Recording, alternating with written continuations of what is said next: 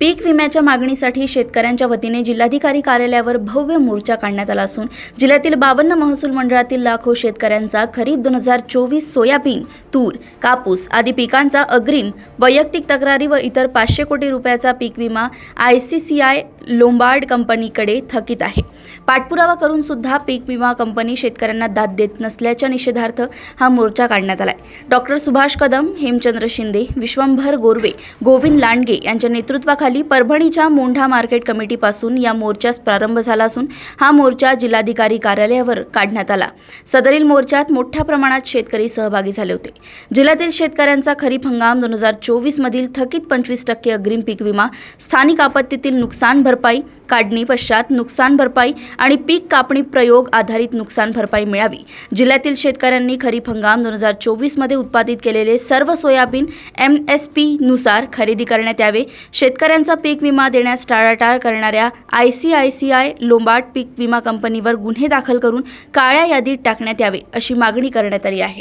यामध्ये 25% अग्रिम आणि स्थानिक आपत्ती या दोन विषय क्लिअर होईल। या येणाऱ्या 15 दिवसामध्ये कंपनीला विमा हप्ता मिळेल आणि त्यानंतर शेतकऱ्यांना पैसे मिळतील।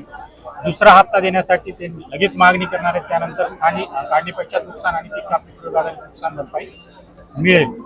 सोयाबीन खरेदीचा जो गंभीर विषय आहे, ज्यामुळे जिल्ह्याचं 396 कोटी रुपयाचं शेतकऱ्यांचं नुकसान होऊ शकतं, हा विषय कलेक्टर साहेबांनी गांभीर्याने घेतलेला आहे आणि ते येणाऱ्या काळात वरिष्ठ स्तरावर गांभीर्याने मांडतील आणि शेतकऱ्यांना न्याय देतील।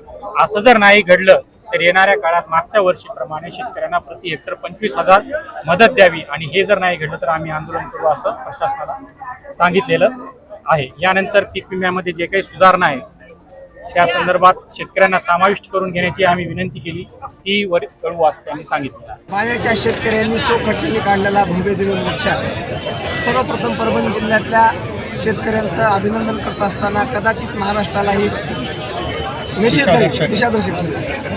आमच्या काही मागण्या टप्प्यात येऊन होतील असं वाटतंय, पण ज्या मागण्या अजून शासन किंवा प्रशासन करत नसेल तर त्यासाठी आम्ही सतत संघर्ष करणार आहोत।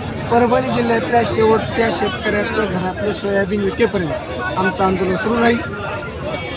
परभणी जिल्ह्यातल्या प्रत्येक शेतकऱ्यांना त्याचा हक्काचा पीक विमा 4ही प्रकारचा मिळेपर्यंत आंदोलन सुरू राहील। जर कंपनीने हे पैसे नाही दिले, पुण्यातील कंपनीचं कार्यालय उद्ध्वस्त करण्याची तयारी परभणी जिल्ह्याचे शेतकरी ठेवतो आणि प्रशासन आणि इतर शासन या दोघांना आम्ही विनंतीवाचा इशारा देतो की तुम्ही आमचं सोयाबीन, तुम्ही आमचं कापूस, तुम्ही आमचं तूर, येणारा हरभरा 100% हमीभावानं खरेदी करण्यासाठी आत्ताच जास्तीत जास्त केंद्राची तरतूद करा।